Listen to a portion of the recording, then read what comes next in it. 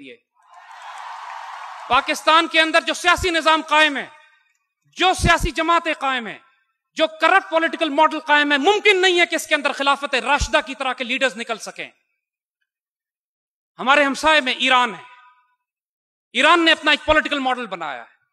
ایران کے اندر کوئی سیاسی جماعتیں نہیں ہوتی، ایران کے اندر free for all, free democracy اور فل الیکشن کرتے ہیں وہ، اور اپنے ملک کے بہترین آدمیوں کو سلیکٹ کر کے اپنے ملک کا سربراہ بناتے ہیں جو اپنی قوم کے لیے اچھے ہوتے ہیں۔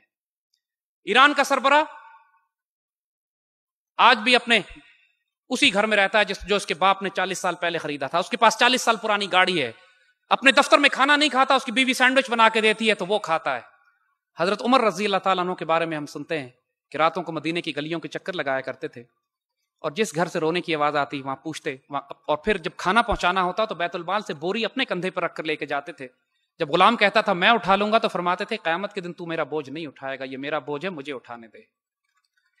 قائد اعظم اسی طرح، یقین کیجئے خلافت راشدہ کے اسی ماڈل پہ، کیونکہ قائد اعظم کا رول ماڈل بھی خلافت راشدہ ہے، جس کو وہ بتا چکے ہیں اپنے ڈاکٹرز کو، اپنے معالجین کو، کہ فیضان نبوی سے جو ملک ہم نے بنایا ہے، مجھے امید ہے کہ آنے والی نسل اس کو خلافت راشدہ پہ تیار کرے گی۔ قائد اعظم بھی مہاجرین کے کیمپوں میں راتوں کو چکر لگاتے ہیں، سوتے ووں کے اوپر رضائی ڈالتے ہیں، یتیموں بیواؤں مسکینوں کے سروں پر ہاتھ رکھتے ہیں، اور اسی طرح آنسوؤں سے روتے ہیں جس طرح سیدنا عمر یتیم بیوہ بچیوں کو کھانا کھاتے دیکھ کر آنسوؤں سے رویا کرتے تھے۔ لیکن صداقت، دیانت، ایمانت اور امت مسلمہ کے ساتھ اور امت رسول کے ساتھ محبت میں، اس کے ساتھ وفاداری میں آپ نے حق ادا کر دیا جو قرون اولیٰ اور خلافت راشدہ کے مسلمانوں کی مثال تازہ کرتی ہے۔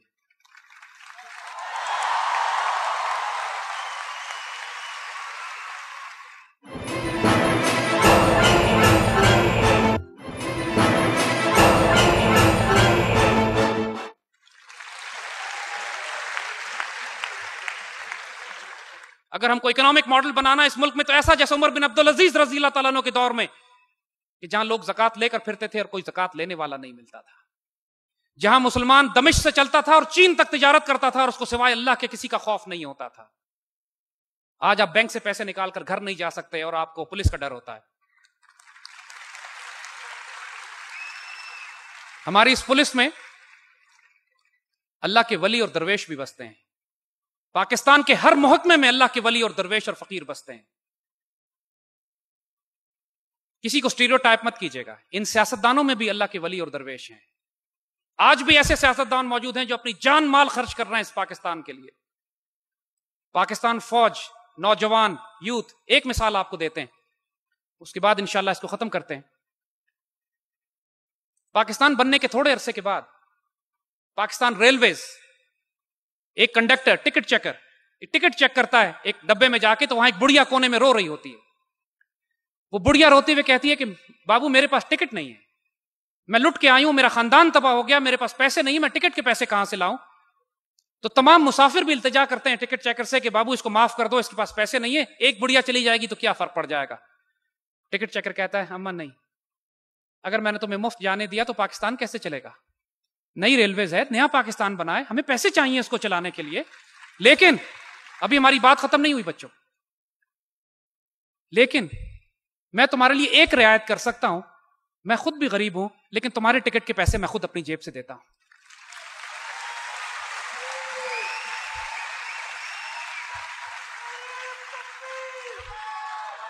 میرے بچوں، اس پاکستان سے عشق کرو، یقین کرو، ہم اللہ کی قسم کھا کے تم سے کہتے ہیں کہ تم خلافت راشدہ کا نظام چاہتے ہو، اللہ تم کو یہ نظام دے گا۔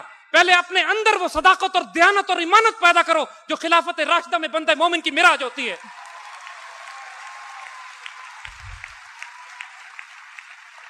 میرے آقا صلی اللہ علیہ وآلہ وسلم کی حدیث شریف ہے، اعمالکم ومالکم، تمہارے اعمال تمہارے حکمران بنیں گے۔ اگر ہمارے حکمران آج یہ ہیں جو آج ہیں، تو پہلے اپنے اندر دیکھو کہ ہم نے کیا کوتاہی، غلطی، کوتاہی، استغفار کرنے کی ضرورت ہے کہ مالک ہم سے کیا کوتاہی ہوئی کہ آج ہم پر مصیبہ من مصائب الامہ، امت کی مصیبتوں میں سے مصیبتیں مسلط ہو گئی ہیں۔ لیکن یاد رکھو، اپنے اندر اپنے وجود میں عہد کرو۔ تم کو آج راز دے دیتے ہیں دنیا اور آخرت میں کامیابی کا، جو مرضی تم کرنا چاہتے ہو، اس کی بنیادی شرط کہ محمد سے وفاتون ہے تو ہم تیرے ہیں، عشق رسول اور ادب رسول میں کبھی گستاخی اور غلطی نہ کرنا، اس پاکستان سے خیانت نہ کرنا، اللہ تمہاری عزت اور آبرو کی حفاظت کرے گا۔ اپنی ذات میں اگر تم کوئی تبدیلی لانا چاہتے ہو تو پہلے صادق اور امین بنو. دنیا قسم کھائے اور گواہی دے کہ تمہارے آگے ہیرے جوہرات اور نوٹوں کے انبار رکھ دیے جائیں، لیکن پاکستانی نوجوان اس حرام رزق کی طرف نگاہ اٹھا کے نہیں دیکھے.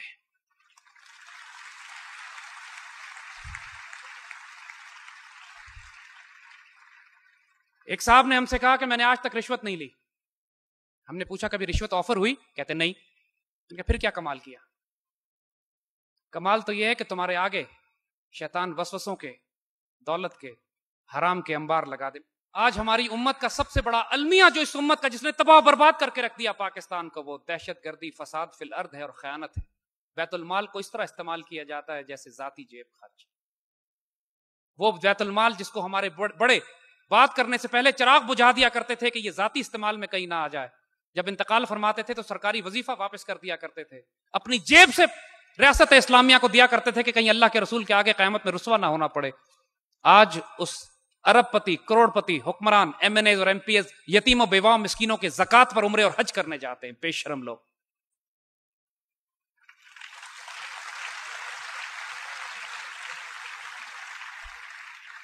میرے بچوں، اس شہر کا نام اسلام آباد ہے. یہ پاکستان کا دارالحکومت ہے، اور اللہ تعالیٰ کا عجیب کرم دیکھو کہ اردو زبان میں دارالحکومت کے لیے جو دوسرا لفظ استعمال ہوتا ہے وہ دارالخلافہ ہے. آج ہم اللہ کے حکم سے عہد کرتے ہیں انشاءاللہ کہ اس پاکستان کو، اس اسلام آباد کو دارالحکومت سے ہٹا کر دارالخلافہ بنائیں گے انشاءاللہ.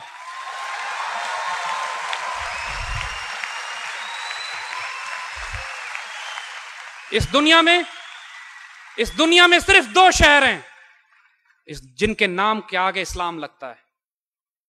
1453 میں جب مسلمانوں نے قسطنطنیہ کو فتح کیا، جس کے فتح کرنے کی بشارت میرے آقا صلی اللہ علیہ وآلہ وسلم نے حدیث شریف میں فرما دی تھی. 900 سال تک مسلمان سپہ سالار قسطنطنیہ فتح کرنے کی کوشش کرتے رہے، اور یہ نصیب سلطان محمد فاتح کے نصیب میں آتی ہے 1453 میں.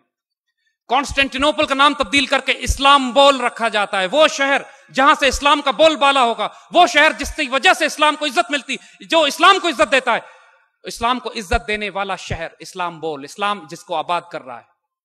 بعد کے آنے والے مسلمان جب راہ سے بھٹک گئے تو اسلام بول کا نام تبدیل کر کے استنبول کر دیا گیا. پھر اللہ تعالیٰ نے ایک اور شہر آباد کیا جس کو اقبال خوشخبریاں اور بشارتیں دے گئے تھے کہ کریں گے اہل نظر تازہ بستیاں آباد. پھر یہ ایک اور شہر آباد ہوتا ہے جس کا نام اسلام آباد رکھا جاتا ہے.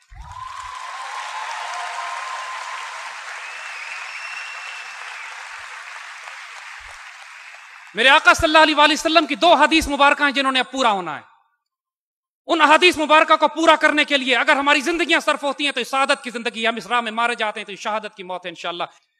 ہندوستان ایک دفعہ پھر مسلمانوں کے ہاتھ فتح کیا جائے گا، اور وہ فیصلہ کن جنگ ہوگی. یہ جو 4th جنریشن وار یہ ہمارے خلاف مسلط کر رہے ہیں، یہ جو اس امت مسلمہ کو محمود غزنوی، غوری، ٹیپو، طارق، خالد کے بیٹوں کو چھیڑ رہے ہیں، ان کو اندازہ نہیں ہے. یہ روئیں گے اس دن جس دن ہم نے فیصلہ کر لیا کہ ہم ان کا قصہ تمام کر دیں گے. اب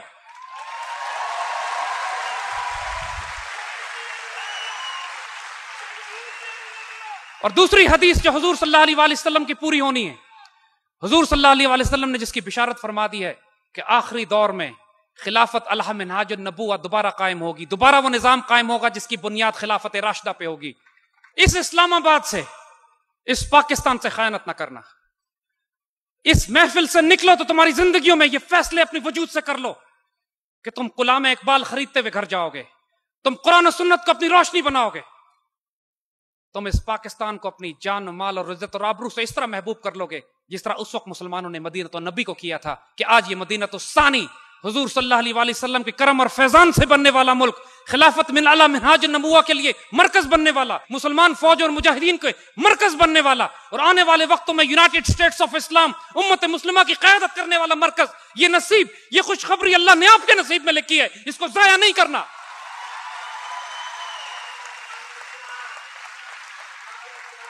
اللہ بہت بے نیاز ہے، اللہ بہت بے نیاز ہے. اگر تم اس کا کام نہیں کرو گے، یستبدل قوم غیرکم ولا تضرہ شیئا، وہ آپ کو بدل کے رکھ دے گا، کسی دوسری نسل کو لے آئے گا، ایک نسل اور انتقال کر لے گا. اللہ اس سمد بے نیاز ہے، ہمیں اس کی ضرورت ہے، اس کو ہماری ضرورت نہیں ہے. اپنے آپ کو اس کے حضور پیش کر دو، اپنے آپ کو پاکستان کے حضور پیش کر دو. کوئی فساد فی الارض نہیں کرنا، کوئی آگ نہیں لگانی، کوئی ٹائر نہیں جلانا ہے. لیکن اپنی ذات کو وہ مرد مومن بنو